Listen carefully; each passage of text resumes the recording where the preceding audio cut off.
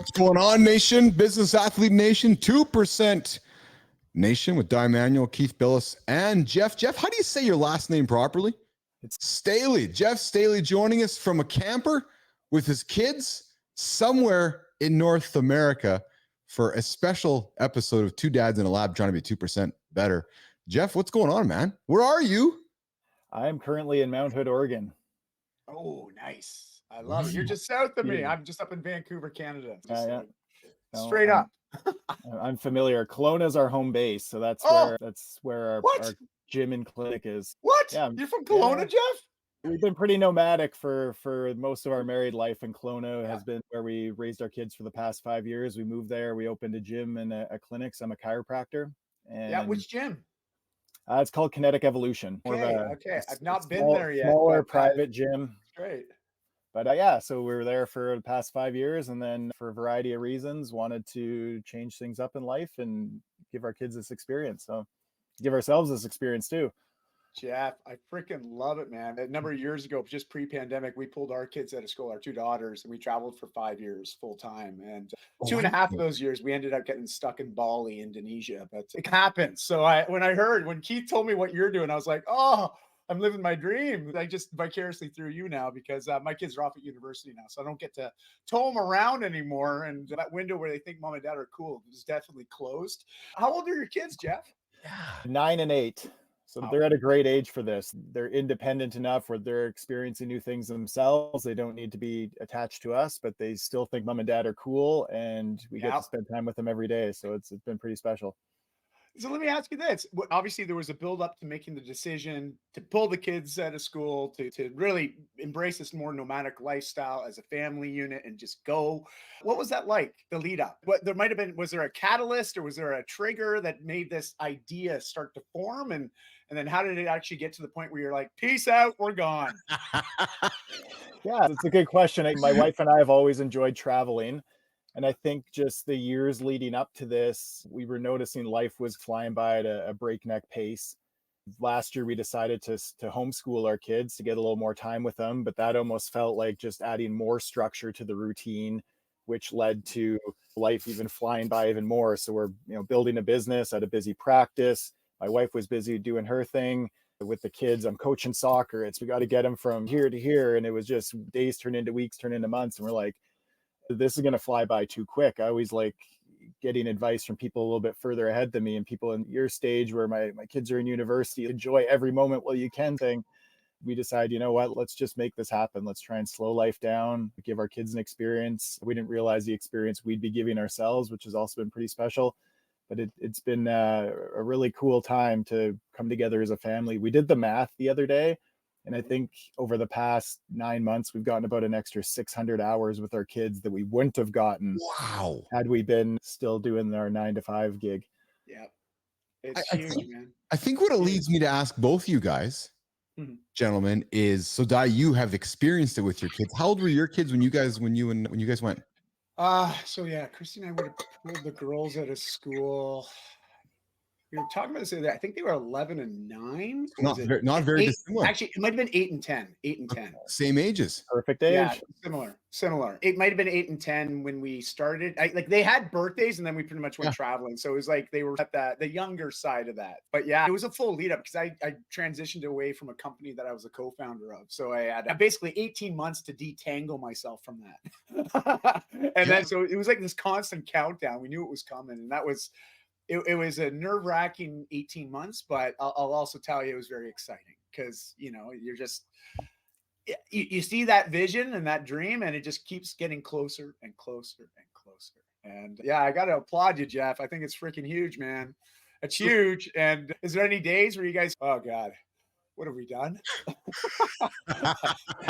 We were anticipating those, but to be honest, no. Going from a 3,000 square foot home to a 30-foot trailer, it has a few challenges. We're in the midst of about our third rain day straight, but honestly, it's been great. It forces you to get outside more. It forces you to find ways to just enjoy each other's company. Everyone talks when you enter this lifestyle that there might be a period of a few weeks or a few months where you got to go through those adjustment periods.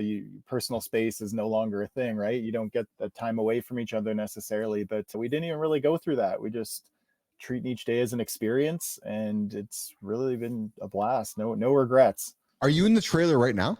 I am. So I'm in the bedroom / office.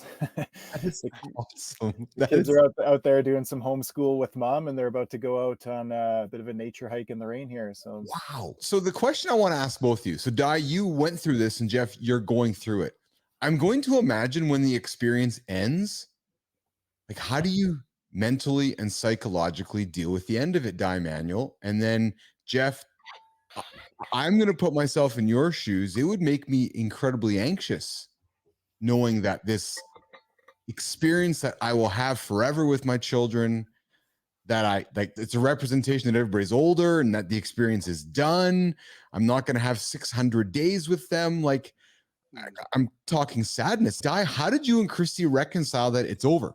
The interesting thing was we always told our girls that if they wanted to go back, so come home to Vancouver and go to school, we would honor that.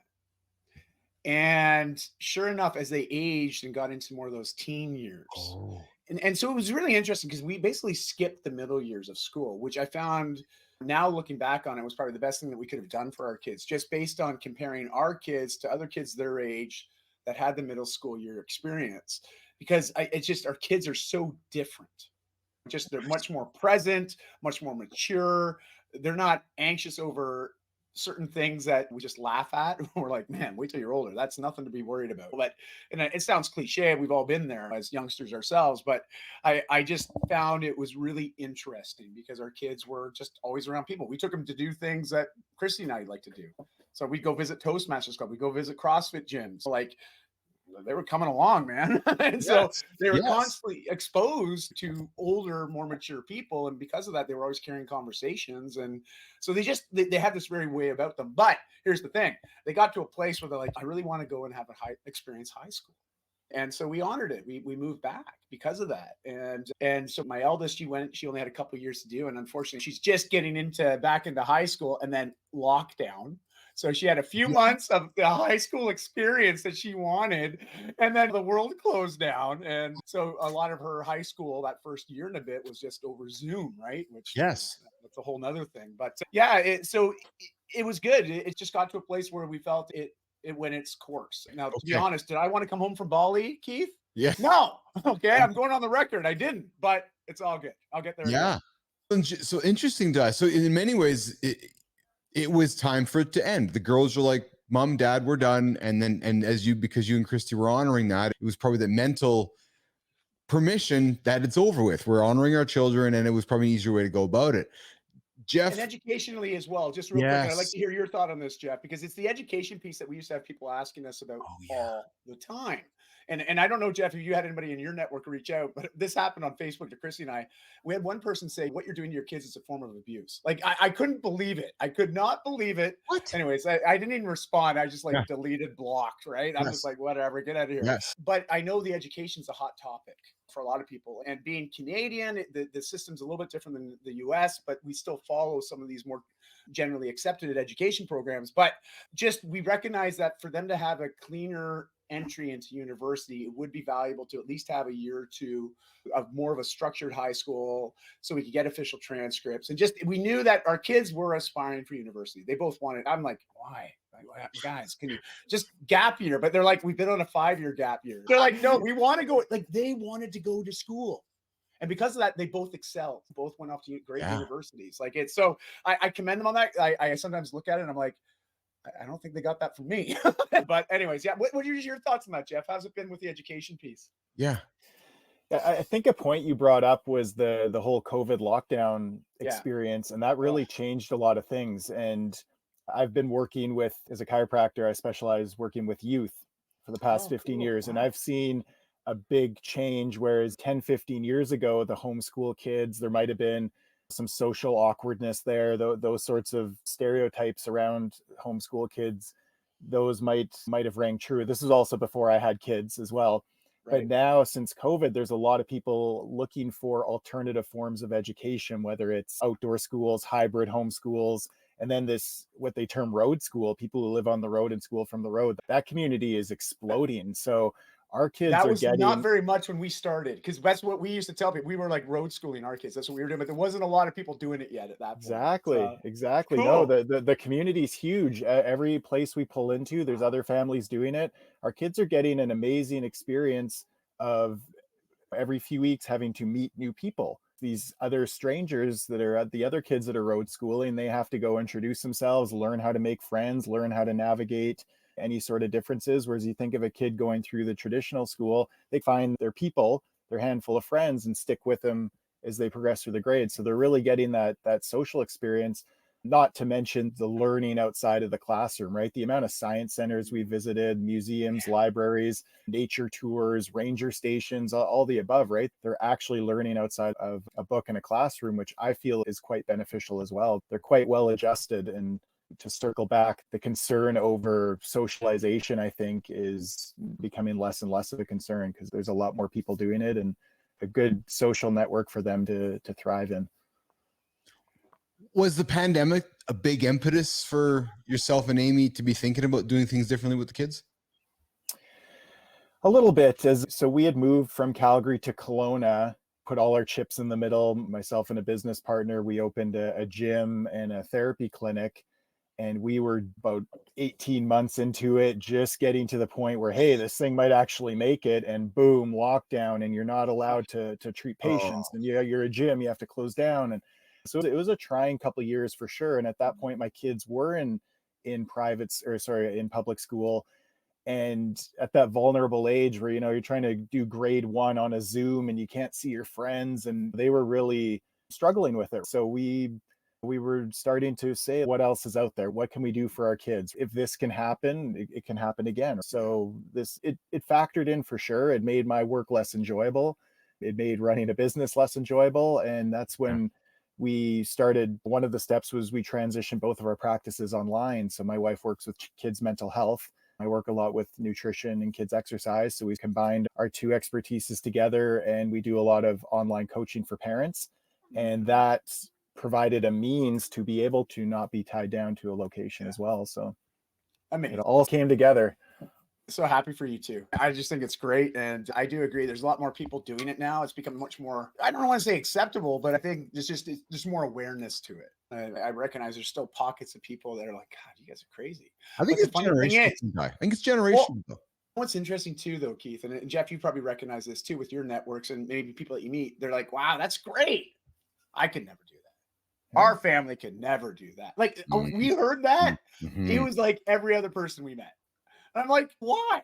Like, why not? Like, because I was that guy. Okay. I co-founded, like you, Jeff. I was like sort of golden handcuffs, right, into a business that was doing fine. I was very comfortable. We had a very comfortable life in Vancouver. But my wife challenged me. She just asked a couple quick questions. And I started to realize, man, my kids are getting older. I'm not getting any more time. My company's only getting bigger and busier. And I was like, yeah, you know what? Why not? And I think it was the why not. It was the why not that it changed my perspective enough that I could see this. But my wife had to whittle me down, just straight up. I'm just being honest. Yeah, she was gunning for it. I wasn't. So she led it. And Jeff, in your world, did Amy lead it, or was it mutual, or were you leading it, or how did it come up in your guys' world? Probably a little more Amy. I like my routine. I like being set in my ways, sort of thing. And she's a little more adventurous. But we had the same thing a few years prior where we were in Calgary. We were comfortable. We had started a clinic there, and you could have just seen a path where we lived there for our 18 years, raised our kids, that sort of thing. And we saw an opportunity to uproot everything and start over in Kelowna. So we took that plunge, and that was going to be our, hey, let's raise our kids here and get our forever home type thing. And it didn't work out that way. Kelowna was trending in a direction. We wanted to go to a smaller, little sleepier town than Calgary, and Kelowna exploded as part of the pandemic. The population increased fourfold over a couple of years. So that quaint little lake town. Oh yeah, Kelowna just exploded, and Lake Country, all that whole area around Lake Okanagan. It's just development after development right now. It's crazy. So I went to college. I went to college at OUC. Okay, nice. Yeah. Why did the pandemic accelerate growth out there? Because people are like, I'm getting the hell out of the city and I want to go slow things down. I think there was a lot of people that were actually moving out of the cities Okay. and buying, like, the real estate just in Western Canada alone. Everyone saw the real estate market explode during Yes. the pandemic. People, one, were getting free money. Interest rates were the lowest they've ever been in like a Yes. long time. And then also people were talking about, oh, interest rates are going to go up. So you had all these people like clamoring, trying to, like, I have friends listing the place and getting multiple bids well over their asking. It's crazy.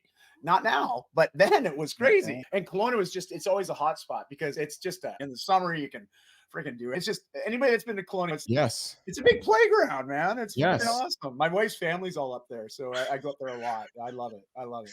No, you don't say.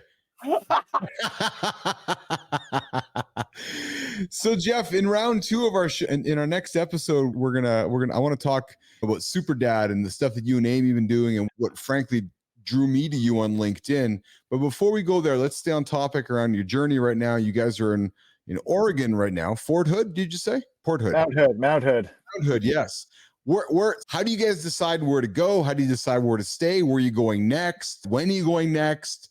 How do the mechanics of your operation work? Yes. No, just we have a map with a dart. We close our eyes and throw it. Yeah. Dude, I love it.